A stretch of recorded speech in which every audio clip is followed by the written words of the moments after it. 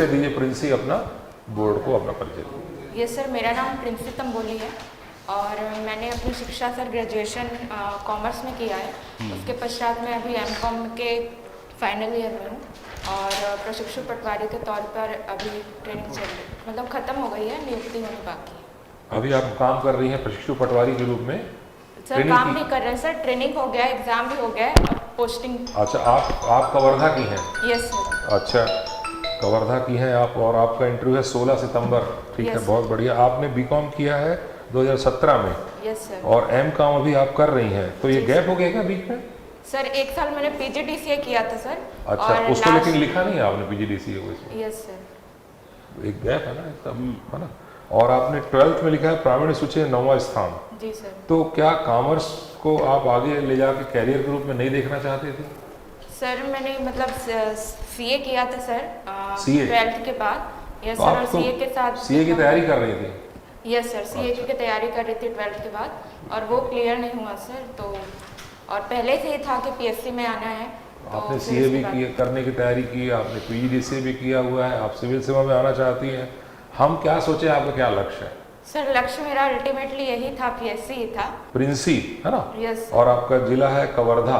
जी sir. पिताजी की पृष्ठभूमि क्या है आपके? गुलजारी लाल जी हैं? यस सर, वो जनसंपर्क विभाग में सर असिस्टेंट ग्रेड 3 के पद पर कार्यरत है। अभी भी कार्य करते हैं?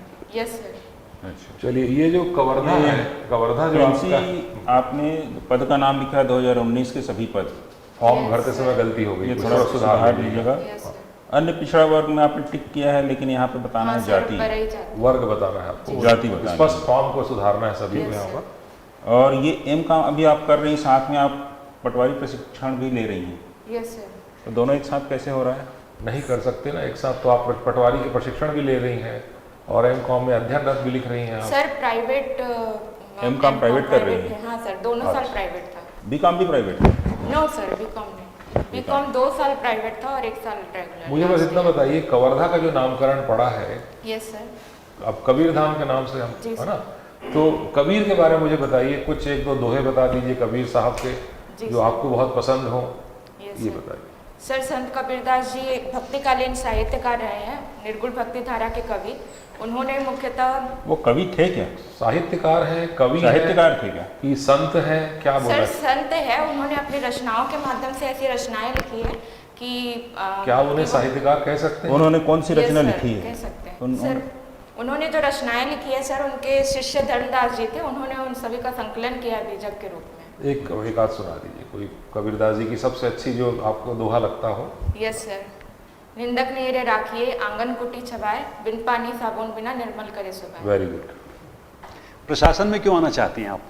सर प्रशासन में आने का मेरा ये उद्देश्य है सर, एक तो कैरियर है, साथ ही साथ सर प्रतिष्ठा भी है, समाज में एक सम्मानीय पद है, बस इसीलिए। तो प्रिंसी, अभी तो आपकी उम्र बहुत कम है, यूपीएससी दे देना चाहिए था। जनसंपर्क में पिताजी काम करते हैं। सर मुझे पर्सनली लगता है कि मैं कॉम्पिटेंट नहीं हूँ शायद। अच्छा, यूपीएससी के लिए आपने जज कर भी लिया, अभी परीक्षा दी भी नहीं होगी? सर मैंने कॉम्पिटेंट मतलब पढ़ने के हिसाब से कि मुझे ऐसा लगता है कि मैं शायद उस लेवल को बस मेरा एक प्रश्न का और उत्तर दे दीजिए। गवर्नमेंट ने अभी एक पॉलिसी डिक्लेयर की है मोनेटाइजेशन की, क्योंकि आप कॉमर्स बैकग्राउंड की हैं। सर को बताइए कि उसके 2 सबल पक्ष, मतलब पक्ष बता दीजिए, और 2 उसके विपक्ष के बारे में बताइए कि होना चाहिए तो क्यों और नहीं होना चाहिए तो क्यों नहीं। सर पहली बात तो जो मुझे लगती है कि सही है सर, वो है कि इससे सरकार के जो अंडर यूटिलाइज्ड एसेट हैं वो यूटिलाइज हो जाएंगे जब निजी क्षेत्रों में जाएंगे। तो दूसरा ये है कि उससे सरकार को जो निवेश प्राप्त होगा उससे सरकार नए क्षेत्रों में इन्वेस्ट कर पाएगी। तो ये 2 लाभ हैं सर। और जो 2 इसके प्रभाव है, पहला तो ये सर, अभी जो नीति आई है वो पूरी तरीके से क्लियर नहीं है कि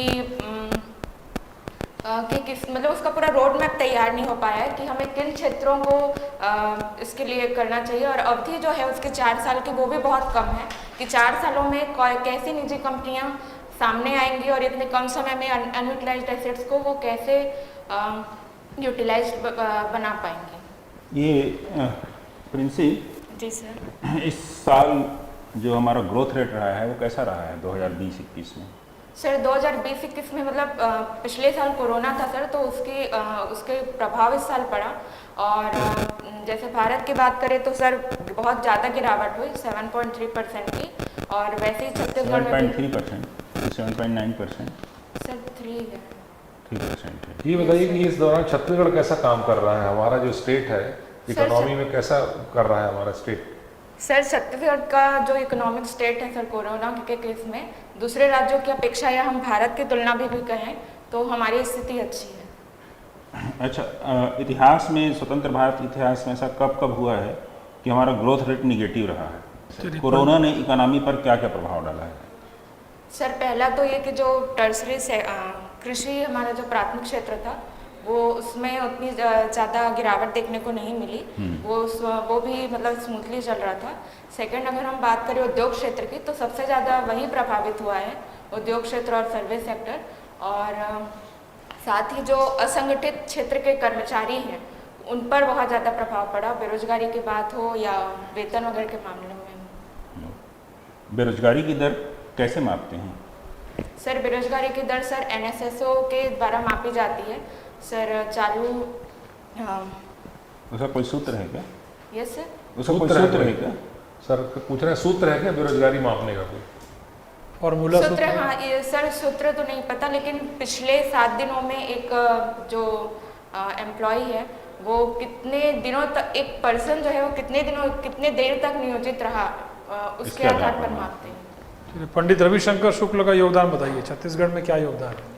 सर वो मध्य प्रदेश के पहले मुख्यमंत्री रहे हैं, एक प्रमुख राजनीतिज्ञ रहे हैं पंडित रविशंकर शुक्ल जी, साथ ही स्वतंत्रता सेनानी भी रहे हैं।